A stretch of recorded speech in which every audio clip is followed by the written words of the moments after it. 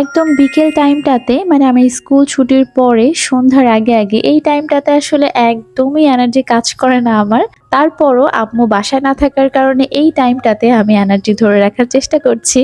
একটা ব্যাপার কিন্তু থেকেই যায় যে আসলে সবাই কিন্তু পরিস্থিতির শিকার। যখন যেই ধরনের পরিস্থিতি আসে আমাদেরকে চেষ্টা করতে হয় সেই পরিস্থিতিটাকে মোকাবেলা করার। তো বিকেল বেলায় স্কুল ছুটির পরে দেখলাম যে ভ্যানে করে মামাটা আনারস বিক্রি করছে। তো সেখান থেকে আয়াতের কথা মতো আমি ২ টা আনারস নিয়েছি। ওনাকে বলেছিলাম যে আপনি একটু দেখে ভালো আনারস দিবেন। কিন্তু এসে দেখি যে একটা আনারস ভালো না। মানে ওটা হয়তোবা আঘাত পেয়েছিল, আঘাত পেয়ে অনেকটাই থেতলে গেছে। আর এটা তো আমার সাথে অনেকবার হয়েছে যে আমি আসলে দোকানদারকে বিশ্বাস করে কোনো একটা জিনিস নিয়েছি। তো আসার পরে দেখি যে আসলে সে আমাকে ভুলভাল জিনিস ধরিয়ে দিয়েছে। তো বিকেলে সবাই মিলে আনারস খেয়ে বিকেলের কাজগুলো গুছিয়ে নিয়েছি। আর এখন সন্ধ্যাবেলাতে আমরা চায়ের সাথে কি খাবো সেটা ভাবছিলাম। পরে মনে হলো যে আজকে চায়ের সঙ্গে সবাই মিলে পাঁপড় খাওয়া যায়। মোটামুটি আজকের খাবারগুলো আয়াতের পছন্দ মতোই হচ্ছে। তো এইখানে আমি পাঁপড়গুলো ভেজে নিলাম আর পাতিলে চাও করে নিলাম। আর ফাইনালি সারাদিন ব্যস্ততার পরে মানে অনেক ক্লান্তি শেষে এখন একটু সবাই মিলে কোয়ালিটি টাইম স্পেন্ড করব।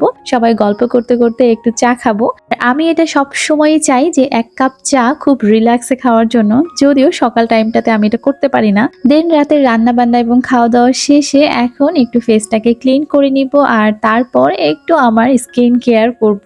যদিও আমি আসলে খুবই simple skin care routine follow করি। মানে ফলো করি এটাও বলা যাবে না, মাঝে মিস হয়ে যায়। তো এখানে টোটাল ৩ টা প্রোডাক্ট দেখালাম। তো দেখা যায় যে কোনো দিন আমি শুধু সিরামটা ইউজ করি। আবার কোনো দিন দেখা যায় যে এই ময়েশ্চারাইজারের সঙ্গে এই আই ক্রিমটা ইউজ করি। তো কিছুদিন হলো আমি ডাবর এই ময়েশ্চারাইজার ক্রিমটা ইউজ করছি। আমার কাছে বেশ ভালো লাগছে। আর মেরি অ্যান্ড মেয়ের এই আই ক্রিমটা কিন্তু ডার্ক সার্কেল কমানোর জন্য অনেক ভালো কাজ করে। তো যাই হোক, স্কিনের যত্ন নিতে আমার মনে হলো যে আজকে আমার একটা পার্সেল এসেছে, সেটা আমি এখনো আনপ্যাক করে দেখিনি যে সবকিছু ঠিকঠাক আছে কিনা। পরে আমি হচ্ছে যে এটা একটু খুলে দেখছি। মেইনলি আমি একটা আয়রন রিমুভার টুলস অর্ডার করেছিলাম ঘর সাজাও পেজ থেকে।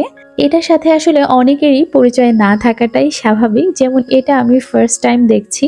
এটা মেইনলি আমাদের পানির লাইনগুলো আসলে অনেক বেশি ময়লা জমে গেছে সেটার মধ্যে, সেটা ক্লিন করার জন্য এটা নিয়েছি।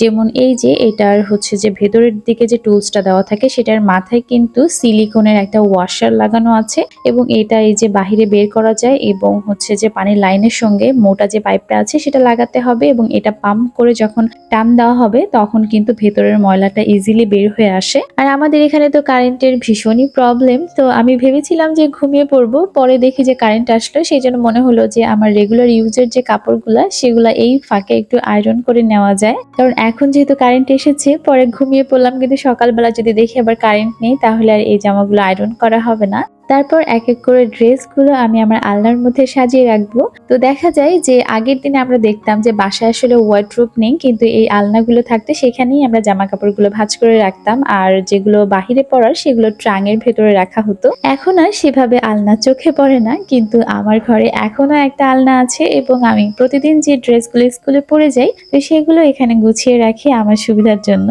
আর যেই ড্রেসগুলো দেখা যায় যে আমার অকেশনালি পরা হয় সেগুলো আমার ওয়ার্ডরোবে সাজানো থাকে। আচ্ছা, আপনাদের কারো বাসায় কি এখনো আলনা আছে বা একটা সময় আলনায় জামা কাপড় সাজিয়ে রাখতেন? আমাকে একটু কমেন্টে জানাবেন। তো আজকের ভিডিওটা লম্বা করছি না, সবাই অনেক ভালো থাকবেন। বিদায় নিচ্ছি, আল্লাহ হাফেজ।